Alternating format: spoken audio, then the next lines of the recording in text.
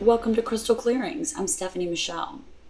So, I really wanted to talk to you guys about the idea of the matrix, which is really everybody's kind of getting on that idea. Everybody likes that idea. It's a very relatable way to kind of look at our lives and the world that we're in and everything. It's a relatable way of kind of looking at it, but it's not exactly the truth. See, we are not living in a digital video game in the sense that you may understand video games. Like these are pixels and it's programmed and all of that. Okay, but we aren't. We are actual matter. Our bodies are matter. Our environment is matter. Video games are like pixels. So there's a huge difference there. What we are, I believe, of course, I'm never going to say for you to believe anything, you believe what you need to believe. But the way that I look at it is we are in a living matrix, in the sense of not like the Matrix movie where we're plugged into some machine and, living in a video game, but that our general sense is spiritual. Our essence is the spirit that is us, right? And these physical bodies are like our little airplanes or our little cars that we drive around. This is what facilitates our ability to live and function on this plane. And so when it comes to things manifesting and all of that, I look at it on a quantum level. Like, this is a quantum plane, and there's many quantum planes, really. In a sense, we are manifesting material onto the quantum plane through our beliefs, our ideas, our concepts, and all of the things that other people believe to be true, or even things that are spoken and written, as you've seen examples of with all of the sci-fi stuff and weird things that they have written. Like, look at Matt Groening's stuff that come to fruition. It happens after they've written it. And so it really feels like, and for some of us are feeling as if we may have already kind of moved into an alternate reality, another dimension of consciousness. And I'm one of those people that kind of feel like we have moved into another dimension of consciousness, and not everybody is awake to that. Not everybody is aware of this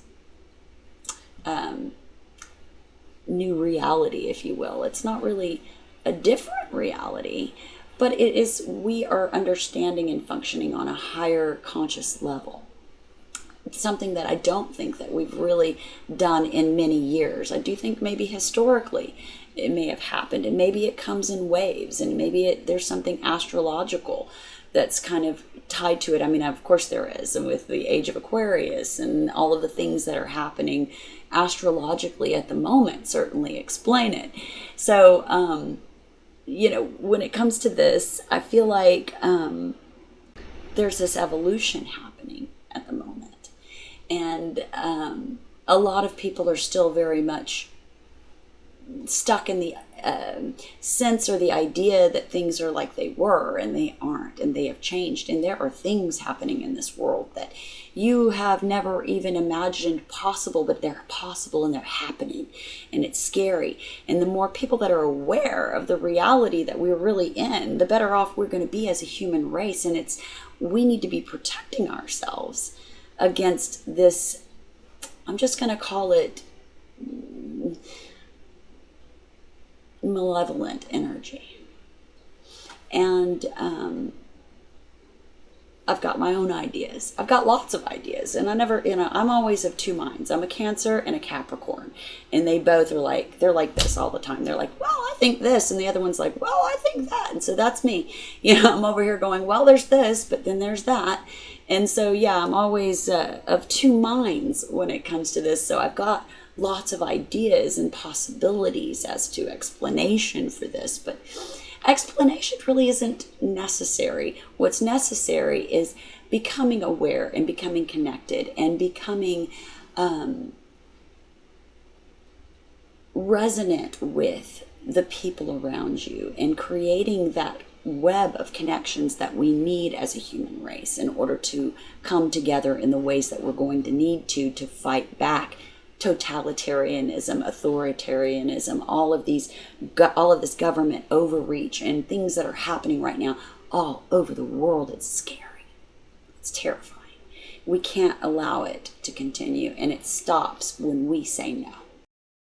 These things exist in our reality, all of these different energies, and I'm one that believes that you'll never ever get rid of all the evil in the world, because there's a balance in things, and there should be good and there should be bad, and there should be a balance between them.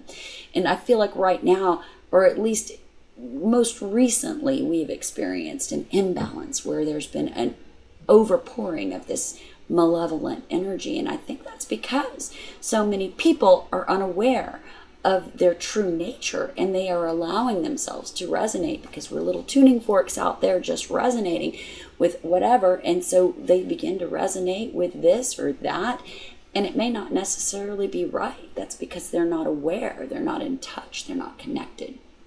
So become connected, become aware, become in touch, because we're not playing a video game.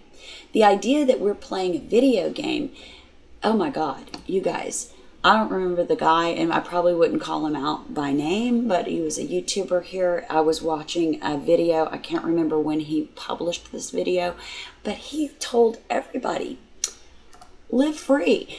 There's no real death. And to say that on a metaphysical level is something that, metaphysical spiritual people may be able to understand, that there's no death of the spirit, but there is death of the body. And he was leading people to believe that we're in this video game, like a real video game, like a digital video game. And it takes away consequence. It takes away compassion for others. The other people in this world are not video game characters. And the idea of NPCs, yes, I mean, even I have used these analogies, but I don't really believe that, my fellow human being is a video game character. This is a living, breathing human being. Some of those living, breathing human beings may resonate more with the dark side of things, and some of those human beings are resonating with their true light. That is the difference. But we are all human beings, and our life is so very precious. Human beings are so very precious. And to extinct our population would not take that much effort. So really, we have to watch out for the people and the things that are happening in the world right now. We need to protect our human race. We need to protect our future for our children, our grandchildren, our great-grandchildren, and on, because there is no one out there looking out for our better good. It's only us, and it's up to us to do it. It's up to us to make changes. And the number one way for us to do that is for us to come together, and then we can come up with solutions, and the power comes in numbers. And the big thing is for you to say no to things that aren't good for the overall collective, but don't go around thinking that we're just playing some silly video game, because yes, there's consequences in this life, and you do have the ability to manifest and make things happen, but it's not in the sense of something that is non-effectual or non-consequential. This life has consequences, and the people that surround you are real and precious. So please, when you go out into this world, don't go out into the world thinking that everyone else around you is just a stupid video game character. Recognize these are your fellow human beings, and do what you can to be in connection with them. All right, guys, I hope this video helped you in some way. I wish you all the very best. Take care.